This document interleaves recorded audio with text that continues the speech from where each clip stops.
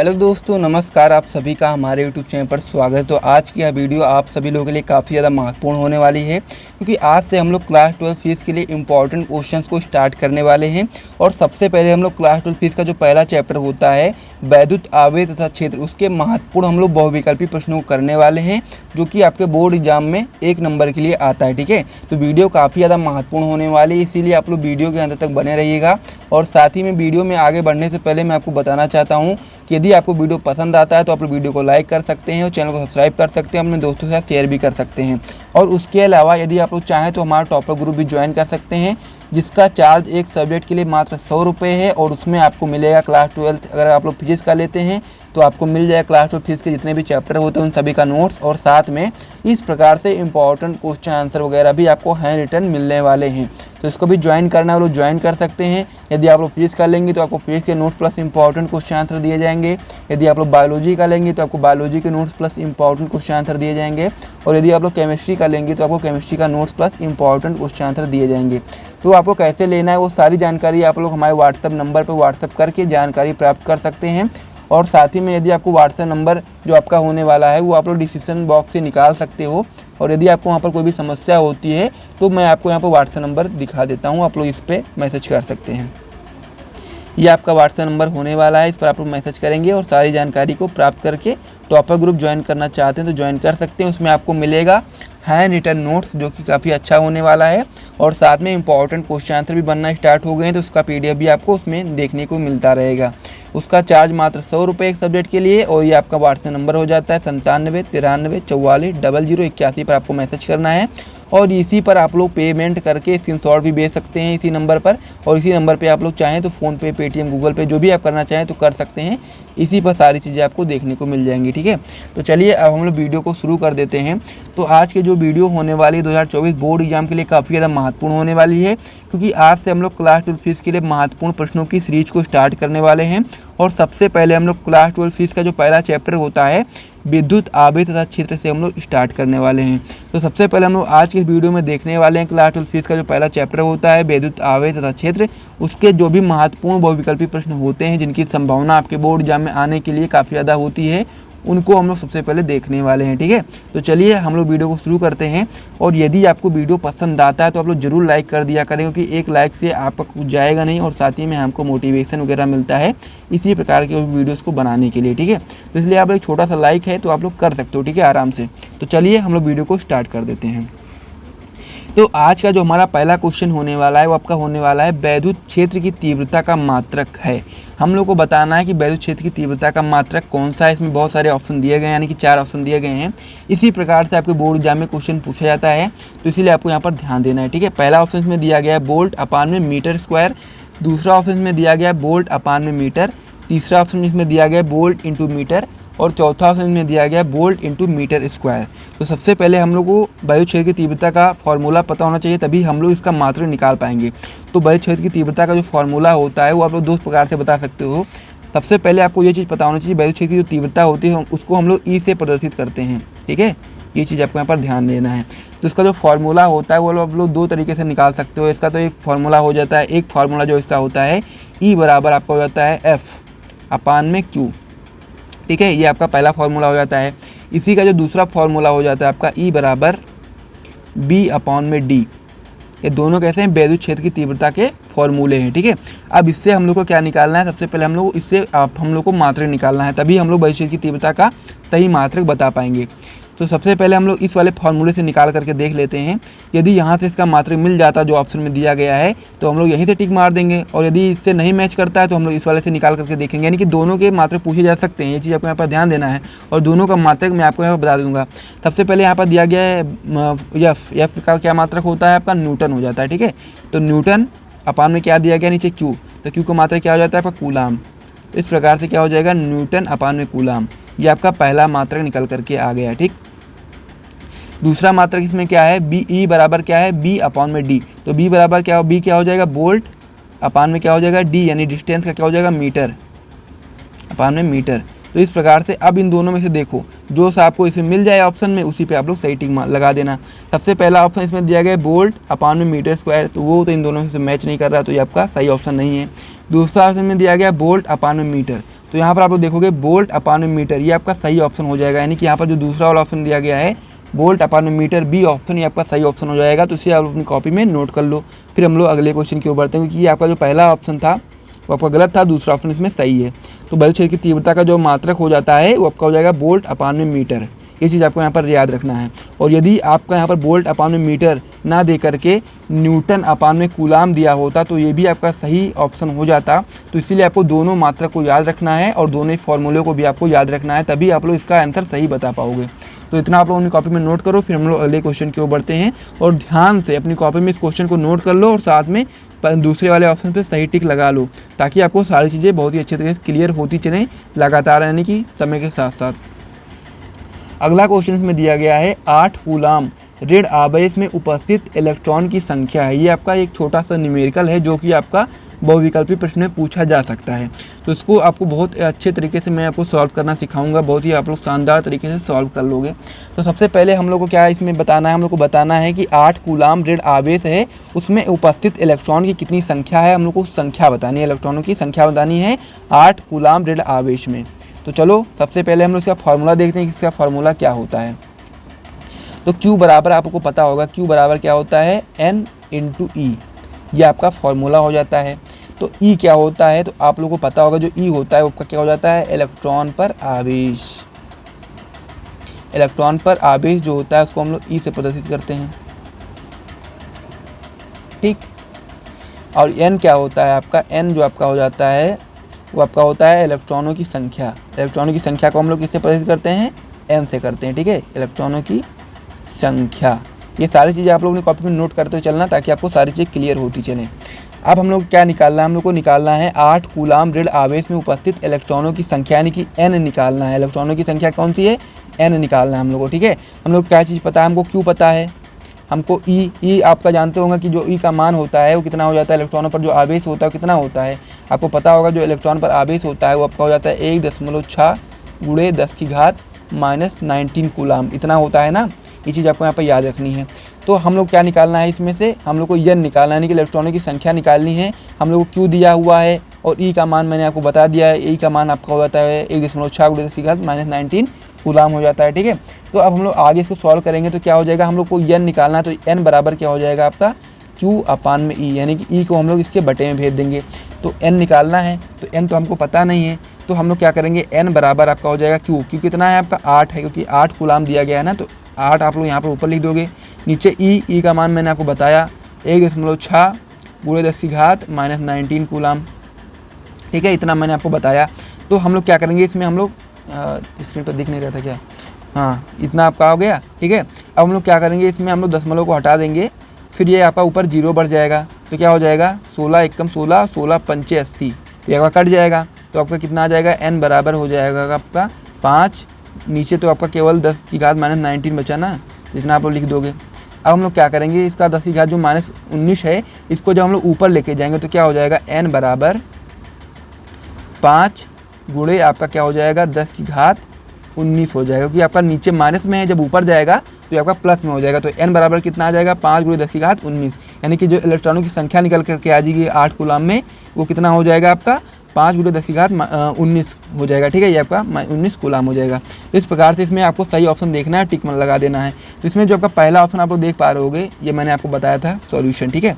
तो पहला ऑप्शन इसमें आप लोग देखोगे तो क्या दिया गया है, 5 गुणे 10 की घात 19, तो यही आपका सही ऑप्शन हो जाएगा। तो इसे आप लोग अपनी कॉपी में नोट कर लीजिए और पहले वाले ऑप्शन पे सही टिक लगा लीजिए।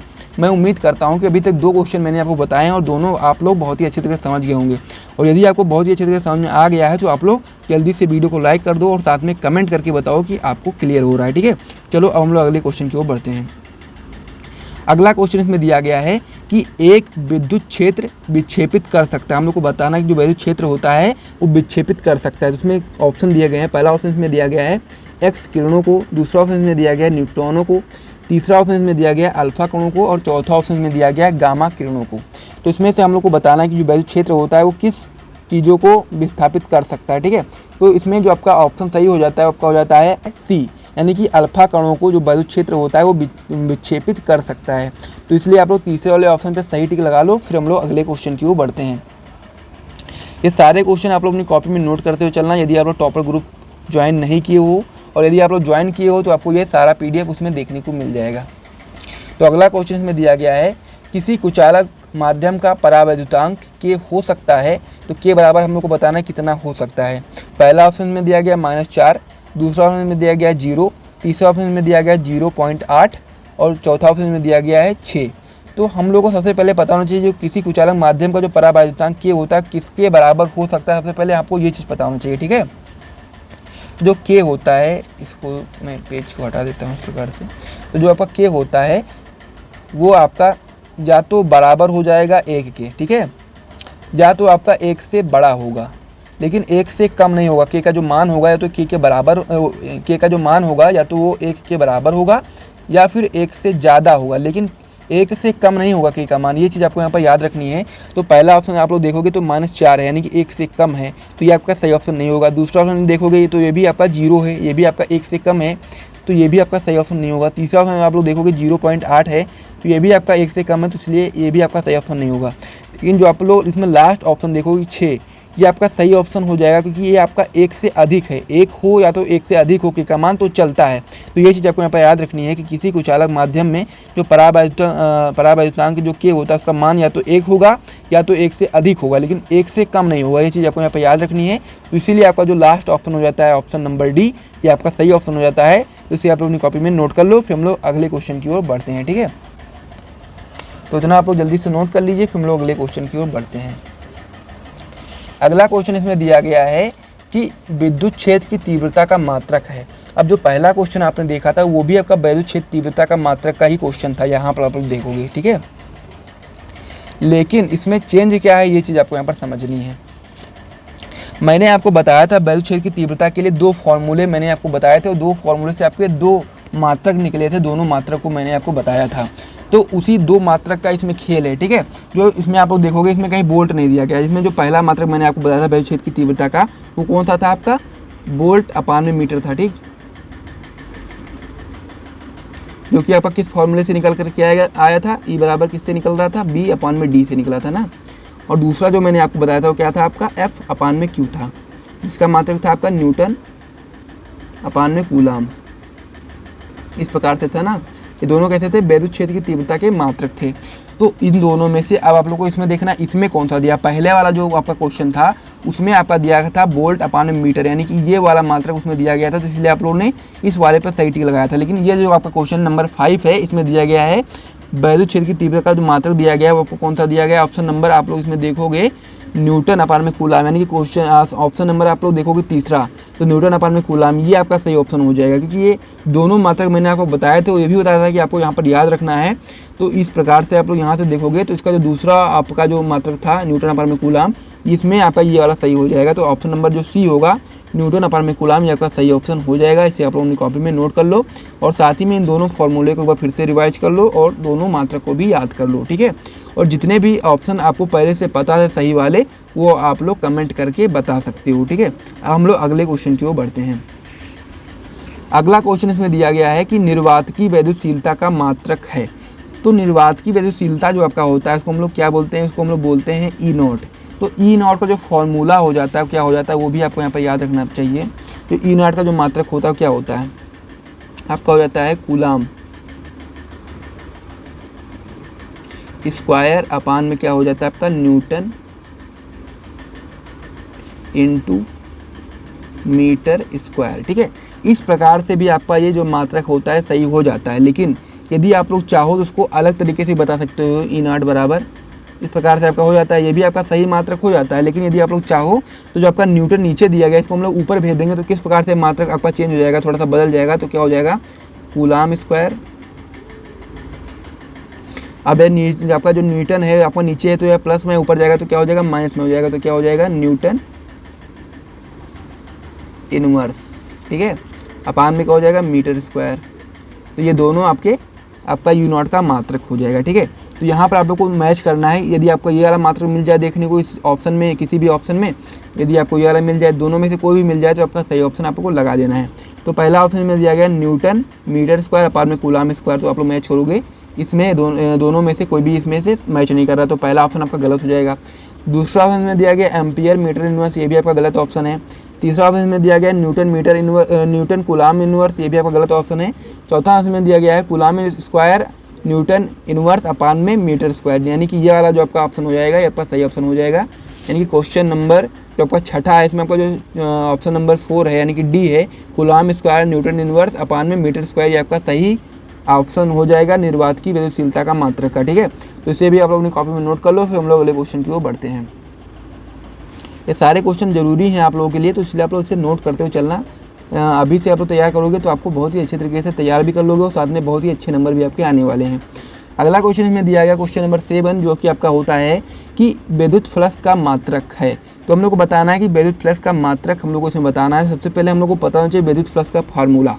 तो जिसको भी विद्युत फ्लक्स का फार्मूला पता है, जो लोग वीडियो को देख ले हैं उसमें से किसी को यदि आपको विद्युत फ्लक्स का फार्मूला पता है तो आप लोग सबसे पहले कमेंट करो। ठीक है, कमेंट करो, फिर हम लोग आगे बढ़ते हैं, फार्मूला को भी बताएंगे और साथ में उसका मात्रक किस प्रकार से निकालोगे वो भी मैं आपको यहाँ पर बता दूंगा। ठीक है, तो आप लोग सबसे पहले कमेंट करके एक बार ट्राई कर लिया करो खुद से, ताकि यदि आप लोग ट्राई करते रहोगे तो आपको ही बेनिफिट होगा, उसमें मेरा कोई फ़ायदा नहीं है लेकिन आपका ही उसमें फ़ायदा होने वाला है। यदि आप लोग ट्राई करते रहोगे साथ साथ में कमेंट करोगे तो उसमें आपका भी फ़ायदा होने वाला है। ये चीज़ आपको यहाँ पर समझनी पड़ेगी बात को।